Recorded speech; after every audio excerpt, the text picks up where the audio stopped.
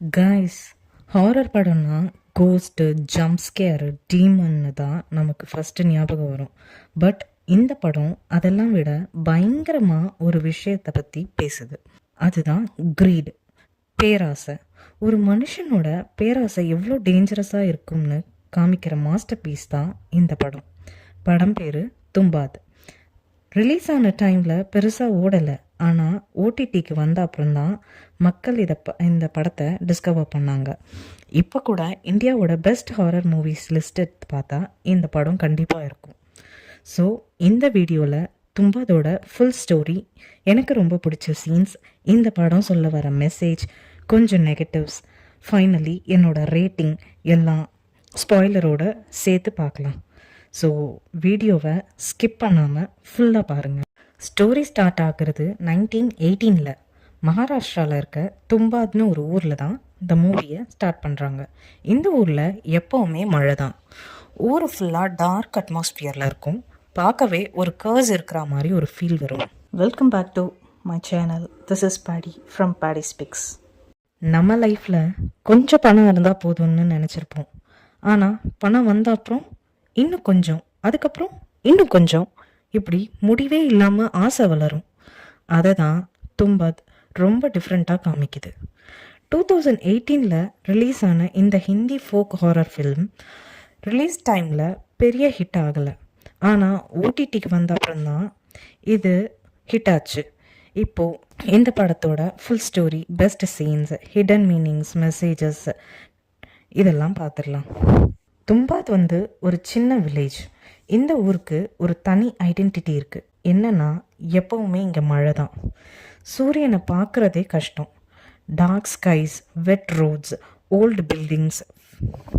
First ஃப்ரேம்லேருந்தே இந்த படம் நம்மளை வேற ஒரு வேர்ல்டுக்குள்ளே கொண்டு போயிடுது. இந்த ஊரில் விநாயக்னு ஒரு சின்ன பையன், அவன் அம்மா கூட வாழ்ந்துட்டு இருக்கான். அவங்க ஒரு பெரிய மேன்ஷனில் வேலை பார்க்குறாங்க. ஆனால் அந்த வீட்டில் இருக்க அட்மாஸ்பியர் ரொம்ப ஸ்ட்ரேஞ்ச். ஒரு ரூமுக்கு யாரும் போகக்கூடாது, அதை பற்றி யாரும் பேசவும் கூடாது. ரீசன் என்னென்னா, அங்கே ஒரு பாட்டி இருக்காங்க. ஆனால் அவங்க நார்மல் பாட்டி இல்லை. உயிரும் போகலை, சாவும் வரல. பல வருஷமாக ஒரு கர்ஸோட உயிரோட கஷ்டப்பட்டுட்டு இருக்காங்க. விநாயக் க்யூரியாசிட்டியில் அந்த ரூம்குள்ளே போய் பார்க்கும்போது நமக்கு ஃபஸ்ட்டு ஷாக் கிடைக்கிது. விநாயக் அந்த ரூம்குள்ளே போன உடனே அவன் பார்க்குற சீன் தான் செம டிஸ்டர்பிங். பாட்டியோட பாடி ஃபுல்லாக ட்ரை ஆகி ஸ்கின் எல்லாம் சுருங்கி ஆல்மோஸ்ட் ஒரு மான்ஸ்டர் மாதிரி இருக்காங்க. ஆனால் அவங்க இன்னும் உயிரோடு தான் இருக்காங்க. அப்போ விநாயக்கோட அம்மா உடனே அவனை வெளியில் இழுத்துட்டு வந்துடுறாங்க. அதுக்கப்புறம் ஒரு முக்கியமான வார்னிங் கொடுக்குறாங்க. இந்த ஊரில் இருக்கிற சில விஷயங்களை தேடி போகாத, அது உன் வாழ்க்கையவே மாற்றிடும்.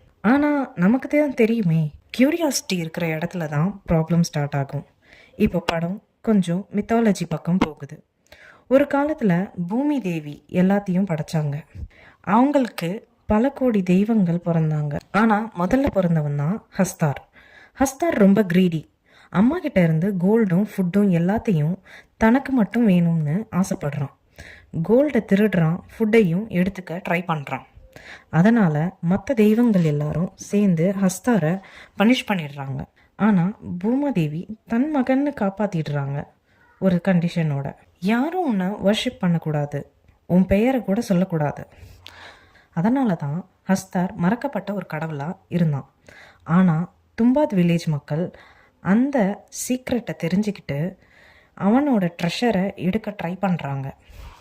கொஞ்சம் வருஷங்களுக்கு அப்புறம் விநாயக் பெருசாகிடுறான்.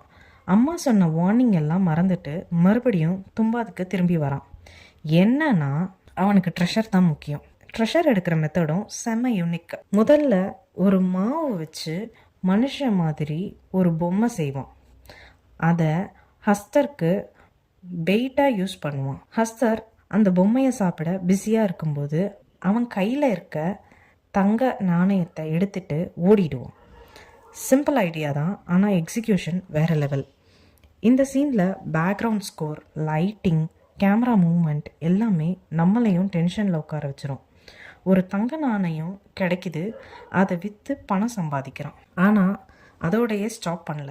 மறுபடியும் அதே வேலையை ரிப்பீட் பண்ணிகிட்டே இருக்கான். ஏன்னா பேராசைக்கு லிமிட்டே இல்லை. வருஷங்கள் போயிட்டே இருக்கு. விநாயக் இப்போ நல்ல பணக்காரன் ஆயிட்டான். வீடு, ஸ்டேட்டஸ், பணம் எல்லாம் வந்துருச்சு.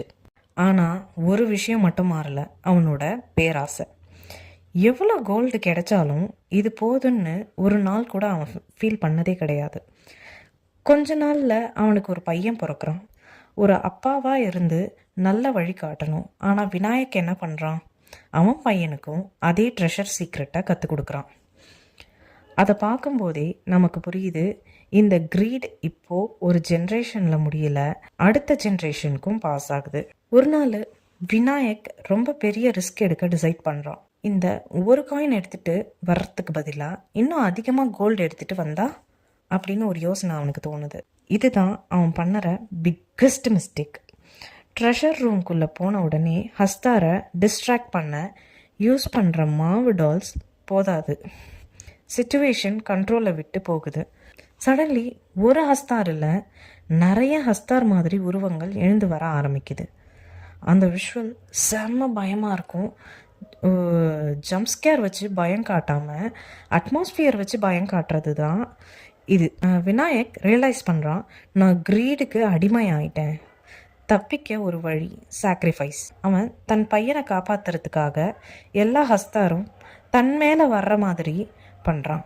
பையன் எஸ்கேப் ஆகுறான். கிளைமேக்ஸ் முடியும் போது ட்ரெஷர் இருக்குது, கோல்டு இருக்குது, ஆனால் விநாயக் இல்லை. அந்த லாஸ்ட் சீன் ரொம்ப பவர்ஃபுல். பையன் கோல்டை விட்டுட்டு வெளியே நடந்து போகிறான். அது ஒரு சிம்பிள் எண்டிங் இல்லை, கிரேட் சைக்கிள் இங்கே முடியுது அப்படின்றத காமிக்கிற சிம்பிள். இதில் எனக்கு ரொம்ப பிடிச்ச சீன் எதுனா, முதல் விஷயம், ஹஸ்தார் ஃபஸ்ட்டு ரிவீல். ஃபுல் ஃபேஸை காமிக்க மாட்டாங்க, கொஞ்சம் கொஞ்சமாக பில்டப் பண்ணுவாங்க. அதனால தான் இம்பேக்ட் இன்னும் அதிகமாகும். Second, treasure room sequence. ஒவ்வொரு தடவையும் விநாயக் உள்ளே போகும்போது நமக்கு ஹார்ட் பீட் இன்க்ரீஸ் ஆகும். மூணாவது, கிளைமேக்ஸ், மல்டிபிள் ஹஸ்தார் சீக்வன்ஸை. இந்தியன் சினிமாவில் ஹாரர் விஷுவல்ஸ் எப்படி இருக்கும்னு இந்த சீன் காமிச்சிருக்கு. இந்த படம் சொல்ல வர மெசேஜ் என்னென்னா, நம்ம எல்லாரும் லைஃப்பில் ஏதாவது ஒரு விஷயத்துக்கு ஆசைப்படுவோம், அது தப்பு கிடையாது. ஆனால் அந்த ஆசையை நம்ம கண்ட்ரோல் பண்ண ஆரம்பித்தா அது ஓகே. அந்த ஆசையே நம்மளை கண்ட்ரோல் பண்ண ஆரம்பித்தா அது க்ரீடு. தும்பாத் சொல்ல வர பிக்கெஸ்ட் லெசன் இதுதான். உனக்கு தேவையான அளவு எடுத்துக்கோ, அதுக்கு மேலே எடுத்தா ஒரு நாள் அதுவே ஒன்று எடுத்துக்கும். ஸ்டோரி பற்றி பேசிட்டோம். இப்போ இந்த படம் ஏன் இவ்வளோ ஸ்பெஷல்னு கொஞ்சம் டெக்னிக்கலாக பார்க்கலாம். First of all, visuals. சீரியஸாக இது 2018 வந்த இந்தியன் ஃபிலிம்னு நம்பவே முடியாது. ஒவ்வொரு ஃப்ரேமும் ஒரு பெயிண்டிங் மாதிரி இருக்கும். Constant rain, muddy roads, old mansion, dim lighting, இந்த அட்மாஸ்பியர் தான் படத்தோட பிக்கெஸ்ட் ஹீரோ. மழை ஒரு வெதர் எஃபெக்ட் இல்லை, அது படத்தோட கேரக்டர், அந்த மாதிரி இருக்கும். பேக்ரவுண்ட் ஸ்கோர் பற்றி பேசணுன்னா, லவுடாக பயம் காட்ட ட்ரை பண்ணல. அதுக்கு பதிலாக silence, low sounds, breathing, ambient effects இதெல்லாம் யூஸ் பண்ணியிருக்காங்க. அதனால் டென்ஷன் நேச்சுரலாக பில்ட் ஆகுது. ஆக்டிங் பற்றி சொல்லணுன்னா, விநாயக் ரோல் பண்ணியிருக்கிற ஆக்டர் செம்ம பர்ஃபார்மன்ஸ். அவர் ஹீரோ மாதிரி தெரியாமல் க்ரீடுக்கு அடிமையாக மாறுற ஒரு நார்மல் மனுஷன் மாதிரி தான் தெரிகிறாரு. அதனால் கேரக்டர் ரொம்ப ரியலிஸ்டிக்காக கனெக்ட் ஆகுது. இதில் நெகட்டிவ்ஸ்ன்னு சொல்லப்போனால், ஃபர்ஸ்ட் ஆஃப் கொஞ்சம் ஸ்லோ ஆகலாம், கொஞ்சம் ஸ்லோவாக ஃபீல் ஆகலாம். ஜம்ப்ஸ்கேர் லவ்வர்ஸ்க்கு இது கொஞ்சம் டிஃப்ரெண்ட் எக்ஸ்பீரியன்ஸ். மித்தாலஜி எக்ஸ்பிளைன் பண்ணுற போர்ஷன்ஸ் சில பேருக்கு ஃபர்ஸ்ட் வாட்சில் கன்ஃபியூஸ் பண்ணலாம். ஆனால் இந்த நெகட்டிவ்ஸ் எல்லாம் படத்தோட ஓவரால் எக்ஸ்பீரியன்ஸை பெருசாக அஃபெக்ட் பண்ணாது. இதுக்கு என்னோடய ரேட்டிங் தனித்தனியாக கொடுக்குறேன். ஸ்டோரிக்கு 10/10 கொடுப்பேன், விஷுவல்ஸ்க்கு 10/10, பேக்ரவுண்ட் ஸ்கோருக்கு 10/10, பர்ஃபார்மன்ஸஸ்க்கும் 10/10, ஹாரர் எக்ஸ்பீரியன்ஸுக்கு 9.5/10. என்னோட overall rating 9.9/10. Tumbbad is not just a horror movie, it's one of the best Indian films ever made. So guys, Tumbbad பார்த்துட்டு உங்கள் எக்ஸ்பீரியன்ஸ் என்ன? உங்களுக்கு ரொம்ப பயம் கொடுத்த சீன் எது? இல்லைனா இந்த படம் சொல்ல வர மெசேஜ் பற்றி நீங்கள் என்ன திங்க் பண்ணுறீங்க? இது எல்லாத்தையும் கண்டிப்பாக கமெண்ட்ஸில் ஷேர் பண்ணுங்கள். வீடியோ பிடிச்சிருந்தா லைக் பண்ணுங்கள். இந்த மாதிரி under rated, disturbing, psychological horror movie reviews ரெகுலராக பார்க்கணுன்னு நினச்சிங்கன்னா சேனலை சப்ஸ்கிரைப் பண்ணுங்கள். நெக்ஸ்ட் வீடியோவில் இன்னும் ஒரு செம்ம படத்தோட ரிவ்யூவோட மீட் பண்ணுறேன். Until then, bye bye. Take